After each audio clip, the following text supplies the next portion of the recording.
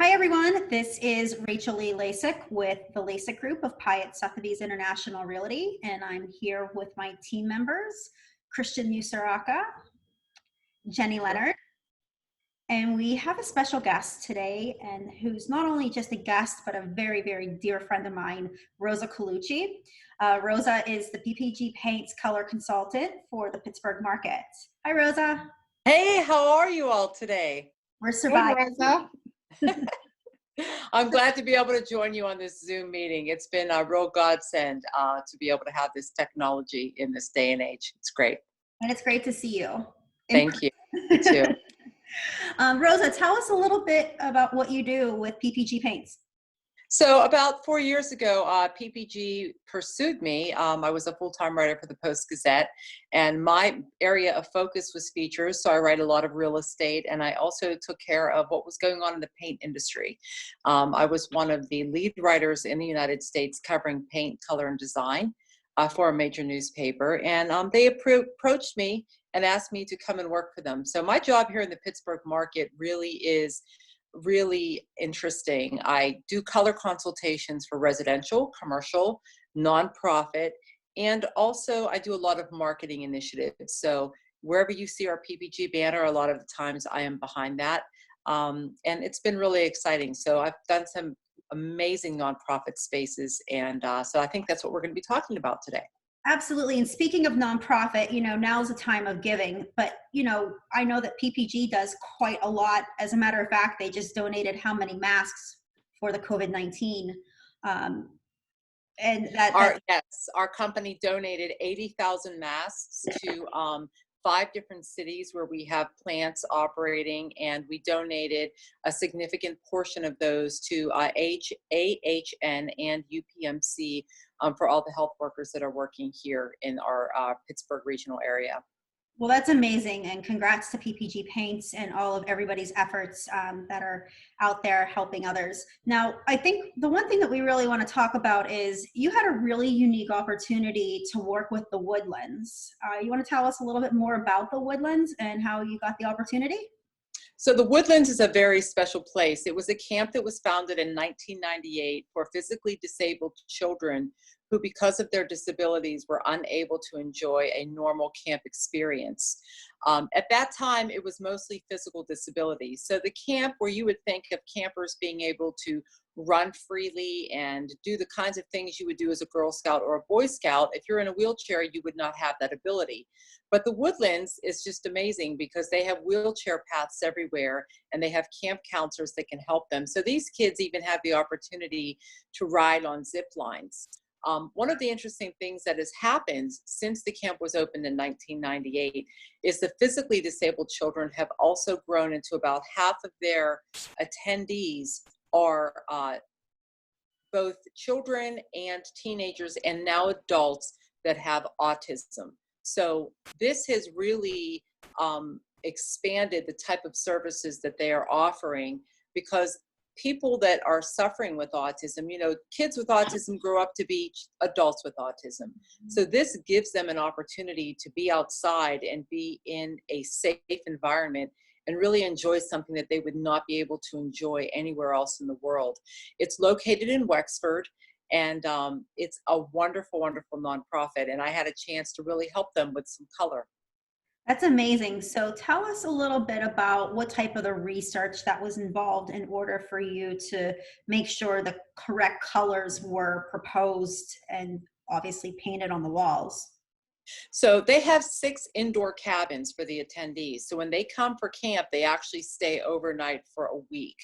And what was happening there is I had the opportunity to pick the paint colors for the spaces. Now, I did a lot of research about what colors would be good for children that have autism and what colors would not be good for children with autism. 2 of the cabins actually had color palettes that were not appropriate for usage for children or adults with autism. Several components in the eye actually perceive color differently. There is actually a cone in the back of your eye, and people with autism see that cone almost like fire. So it really stimulates things within their brain that you do not want to have stimulated. So one of the things I had to do was flip to softer, more muted tones, and I also had to reduce the amount of contrast between light and dark colors. Interestingly enough, when I was touring with the camp manager, the one room that I walked into had a lot of red, which is a color you never want to use with an autistic person.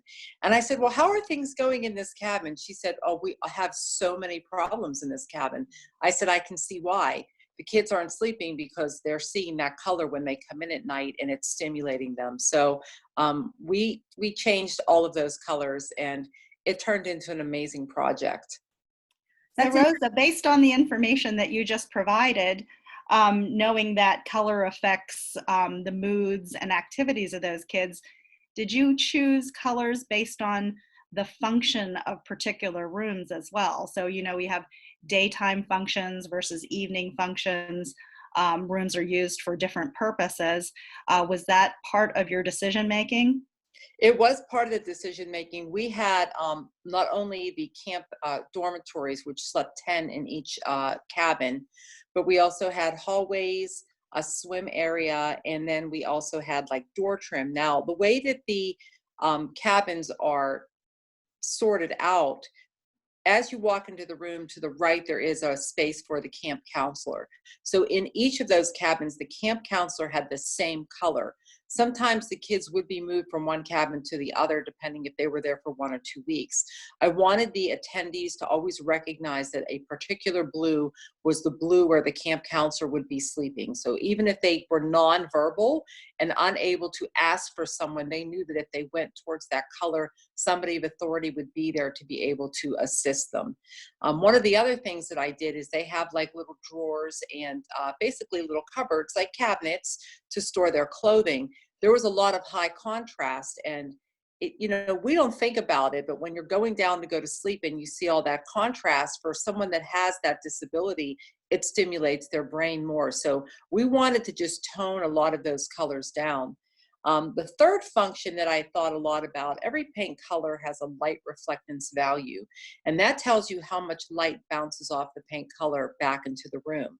So I really stressed when I was picking my color palettes to keep those light reflectance values within 10 to 15 points from the very lightest that I use to the very darkest. So this way it would create a minimal distraction and just create a more soothing environment overall for them. Rosa, I have a question. Yes. And maybe you can add a little bit more color to the answer, in the sense that nowadays we're looking at things online. So the preview that a parent gets ahead of time to look at the Woodlands would be, is that the same color palette that's online that was translated into in person? Did they change to your color palette? Oh, no, they changed to our color palette. In fact, not only did I pick the colors, but the PPG Foundation, which is one of the largest nonprofit foundations in the United States and the world, actually, we chose the Woodlands to do a project through our Colorful Communities program.